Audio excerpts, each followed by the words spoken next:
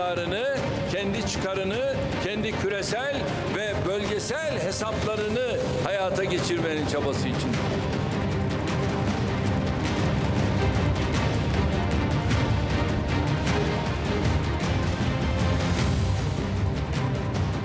From peaceful protest to a global proxy war. Hello, I'm Matthew Moore in Istanbul with part 4 of TRT World's week-long special coverage of Syria's conflict. Coming up in today's programme, fighting for and against Assad, we speak to two men from Hezbollah and Nusra Front who fought on opposite sides in the same battle. Plus the militant group terrorising the world, how the emergence of Daesh has changed the course of the Syrian war. And reluctant to get involved, we examine how and why the US became embroiled in the conflict. This is Syria, 5 years of conflict, the main players.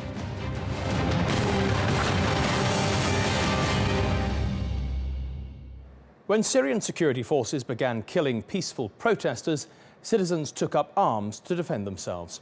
They formed rebel brigades to fight regime forces, and within a year, the uprising had become a civil war. It's pitted neighbour against neighbour, pro-Assad against anti-regime, and Sunni versus Shia.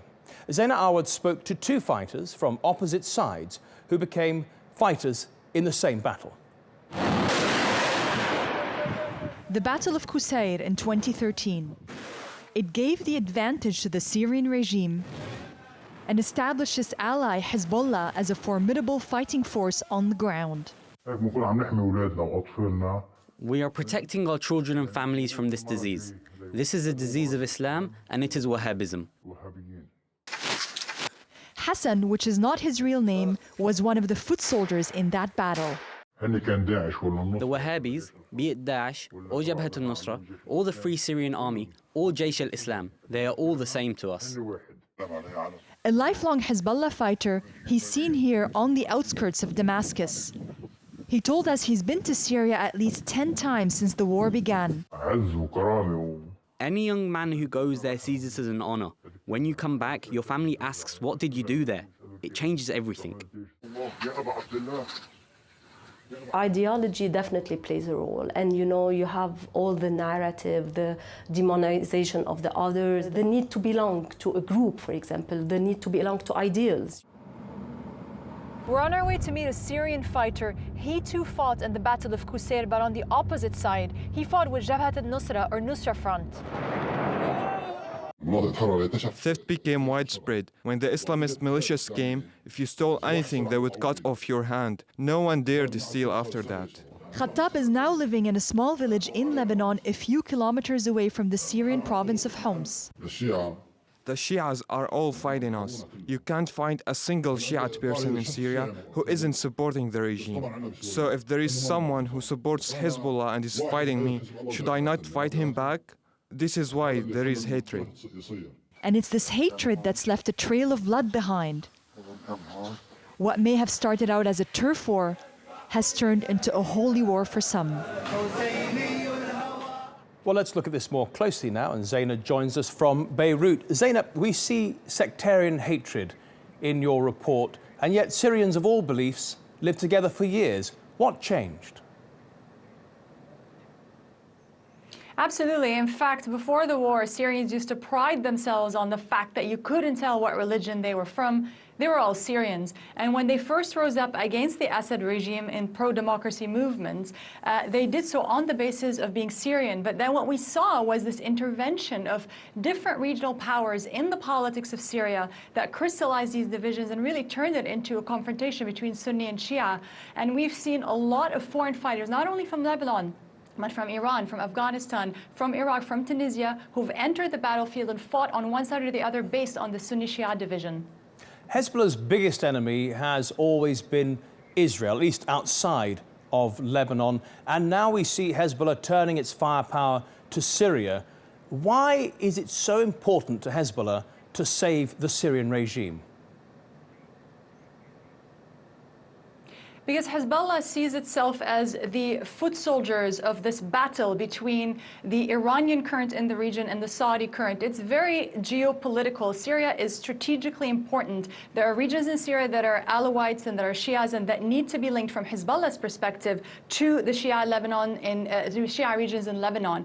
And you're right. In fact, when we were in Dahi, which is the stronghold of Hezbollah in Beirut, every home we walked into, they told us they had at least one son on the front lines. While we were doing our work, somebody who was helping us to do our work, to get our interviews, got a call and he was told that his own cousin had just been killed in the battlefield in Syria.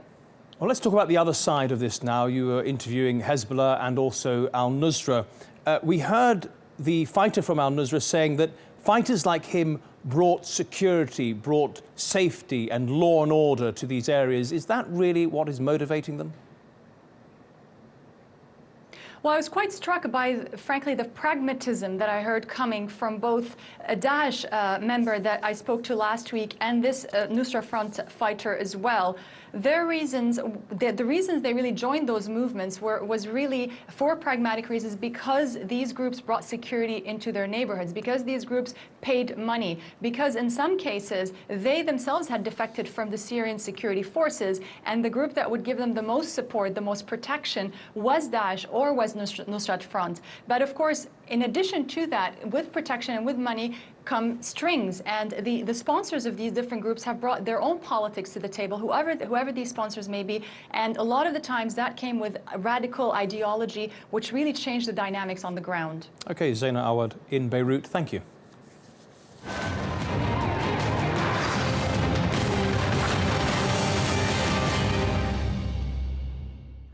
Well, this is a complex war with as many as 1,000 different groups fighting on the ground. They're armed, funded, and in some cases militarily supported by a number of world powers. Let's take a look at the main players. Russia, Iran and Hezbollah back the Assad regime. On the other hand, Turkey, the Gulf states and some European countries support opposition groups. Daesh and the al-Qaeda-linked Nusra Front are considered as terrorist organizations. They have become a magnet for foreign fighters. But there are disagreements on the nature of some of these groups. The US supports the YPG, the Syrian branch of the terror group PKK.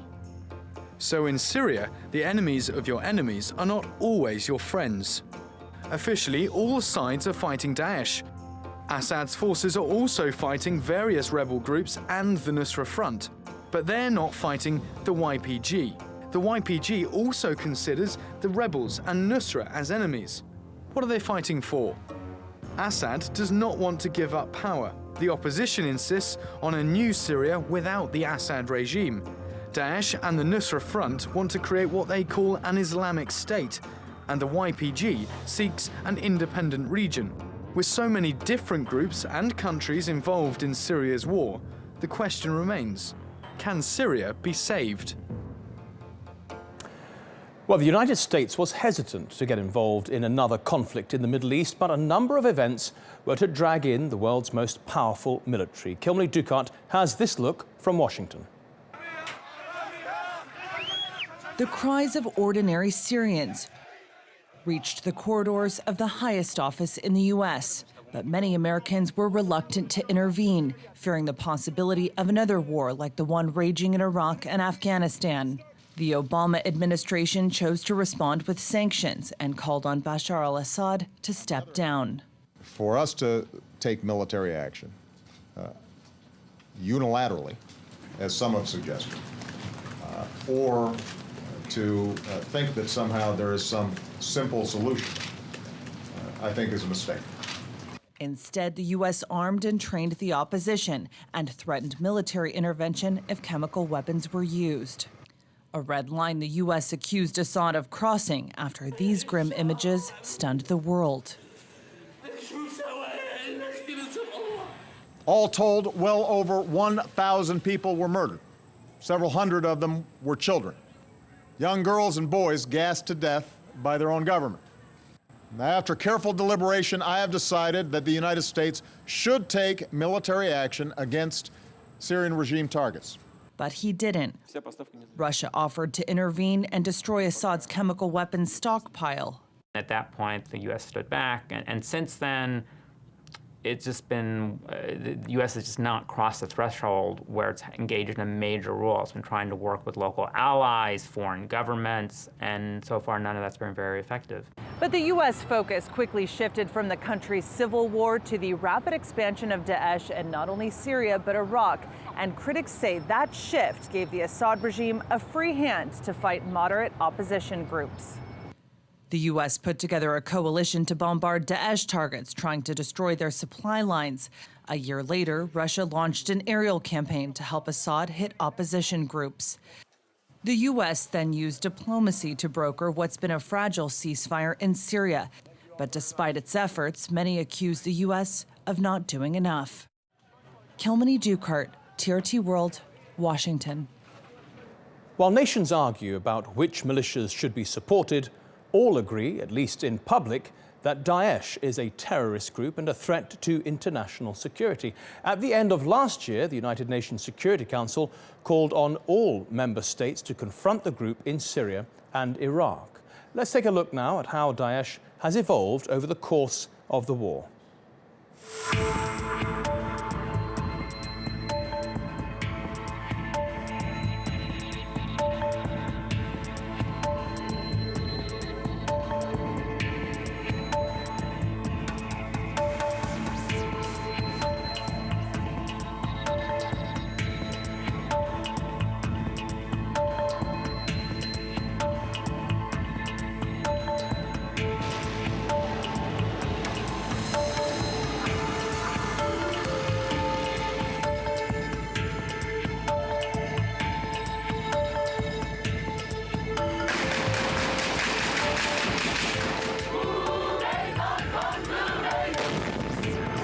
We will degrade and ultimately destroy ISIL. Nous allons choisir des cibles qui feront le plus de dégâts possible cette armée terroriste.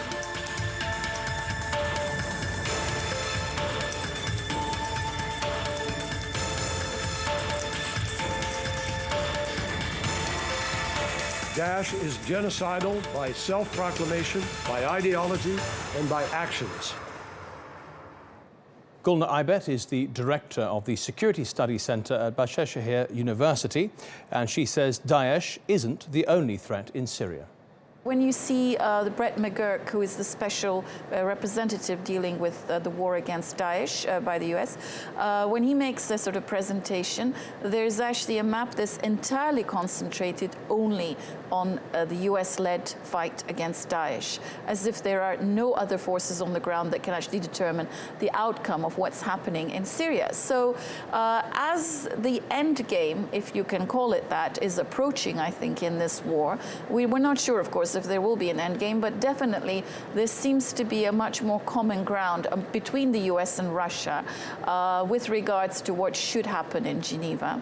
As that's taking shape, especially after the cessation of hostilities, then I think, this is the time when the US will be much more pronounced in trying to finish, if you like, that plan, that map they had in wiping out Daesh in these areas. Well, Division 30 was the name of the controversial US program to fight Daesh. It aimed at training so-called moderate rebels and sending them to Syria.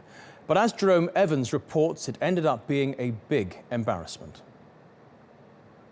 It was part of the United States' response to the Daesh threat in Syria, training and arming 5,000 Syrian fighters and sending them to the northern part of the country to set up a safe zone. Munaf Hussein was one of the US-backed fighters. He decided to join the Division 30 program after losing dozens of members of his family. He had 45 days of training. طلعنا من الطيارة نزلنا في الأردن. التدريب كانت تكتيكات عسكرية للأسلحة، يعني كان تدريب كتير صعب. بهذا التدريب راح تصير منطقة آمنة، يصير فيها حظر طيران، ينمنع فيها فوت النظام أو فوت داعش على هاي المنطقة، ترجع العالم المدنيين تبرك فيها.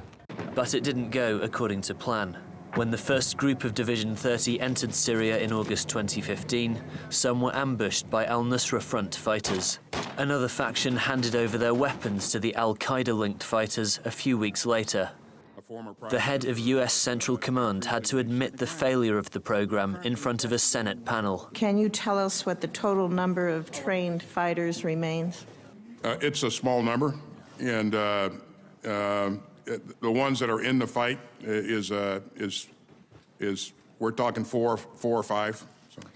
The US was then forced to review its $500 million program and to find another strategy in its fight against Daesh on the ground. I wasn't satisfied with the early efforts in that regard, and so we're looking at different ways to achieve basically the same kind of strategic objective. The US then decided to rely on the Syrian Democratic Forces, an alliance led by the YPG. طيارة الكاريب مردكة يعني مثلا تشوفون تهبه هوال ويتشينن راسن ديرك ليتقى شو هدف أخوجيتنا بر هدف أخوت يعني ناش طيارة جيبانا يعني ما برولو. But this strategy has angered Turkey, as the YPG is the Syrian branch of the PKK terrorist group. And it's put an edge on the relationship between Washington and its main allies in the region. Jerome Evans, TRT World.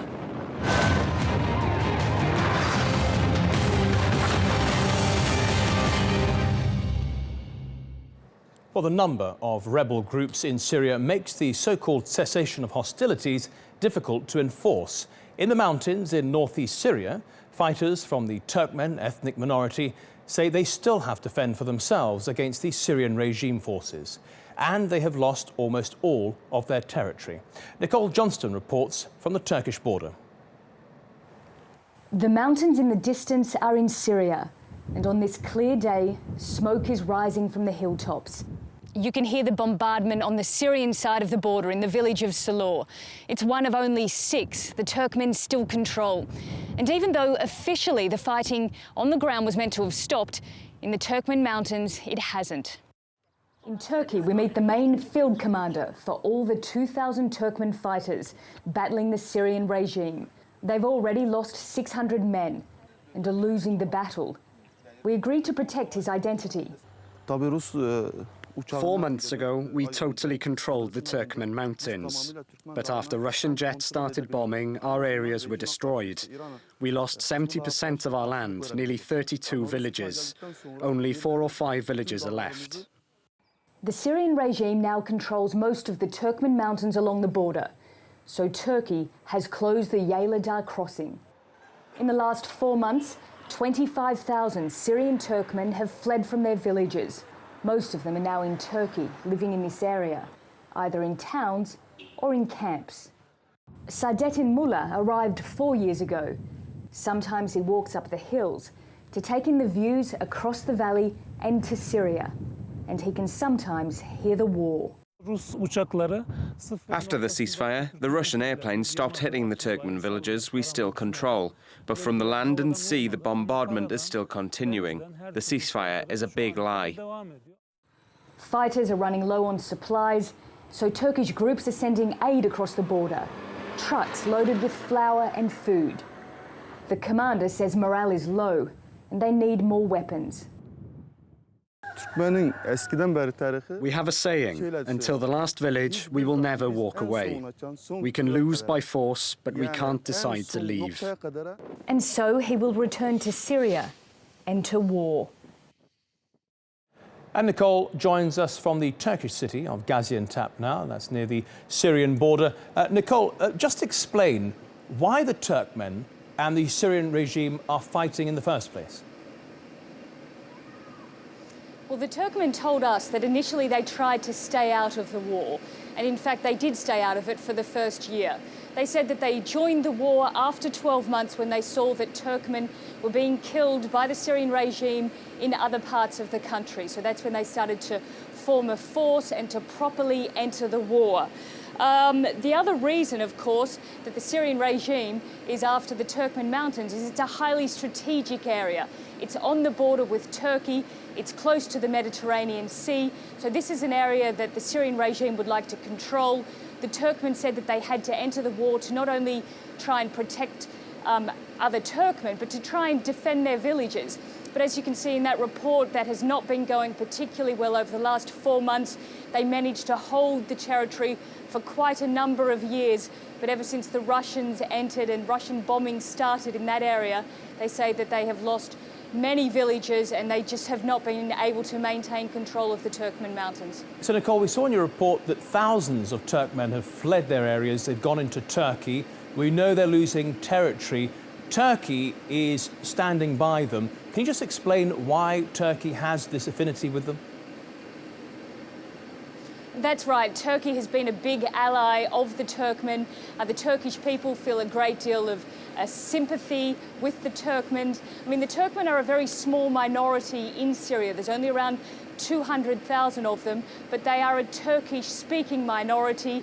There are strong cultural ties between the two countries, as well as that Turkey also sees the Turkmens in that Turkmen mountain area as a very important buffer against other groups in the area, such as the PYD, groups that have territorial expansion, that want to move further and further along the Turkish-Syrian border.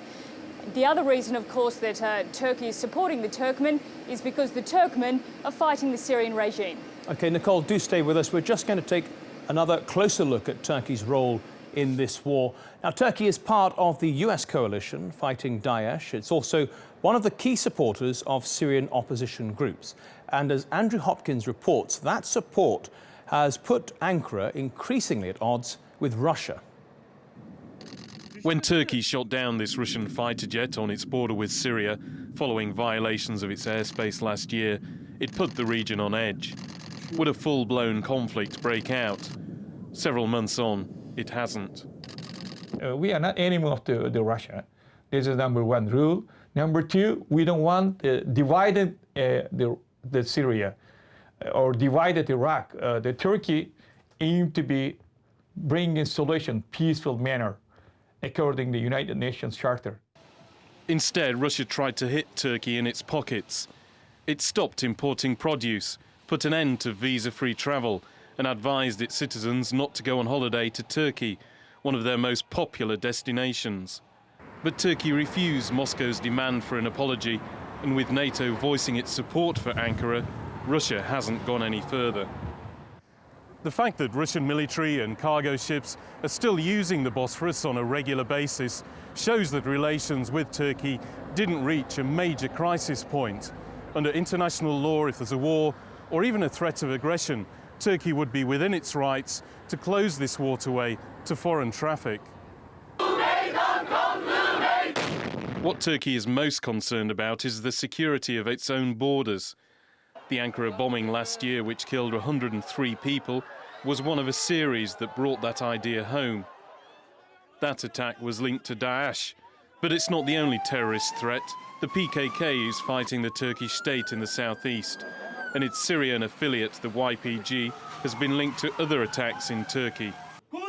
Now it's building a wall along its border with Syria to better control who comes in and out. And demands like this mean it doesn't have enough resources to meet every request of the international community. The European Union for a long time has not answered Turkey's calls to help Turkey in the past.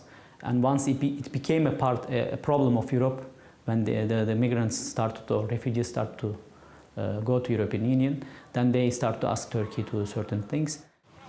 The result of the refugee crisis seems to be that Turkey now has a much stronger hand in negotiations. It's getting billions of dollars in aid and a faster track to EU membership. But even if that doesn't happen soon, a succession of high-level meetings show Europe wants to start a much closer relationship. Andrew Hopkins, TRT World, Istanbul. Let's go back to Nicole Johnston now in Gaziantep. Nicole, it's plain for everyone to see, so long as this war goes on across the border, Turkey's own security is in peril. That's right. We've been travelling along the Turkish border from Yayladağ to Kilis. We've seen the tension at those border areas. In Yayladağ, you could hear the sound of the war just on the other side of the border. And also in Kilis, while we were there, rockets were fired over the border. So you can see how how unstable the situation is on those border areas. The other big challenge for Turkey at the moment that has emerged in the last 2 days is the PYD inside Syria. Now, this is the Syrian branch of the PKK terror group. It has come out in the last 2 days. It has declared a federation, a federal system of government there. They haven't released details about how this will operate. This is something that is of great concern and threat to Turkey. The last thing that they want is for a group on the Syrian side of the border to inspire an independence movement inside Turkey. So it's a very difficult situation that Turkey is in at the moment. However, on this PYD issue at least, Turkey and Syria, the US and UN are all on the same page. They're all opposed to it. Nicole Johnson in Gaziantep, thank you. Well, that brings us to the end of our special programme on the main factions fighting in Syria. On Friday, we conclude our week-long coverage by examining Syria's road to peace. Is there any hope on the horizon? Is there any way through the myriad of competing groups and interests in Syria's web of war? Thanks for watching.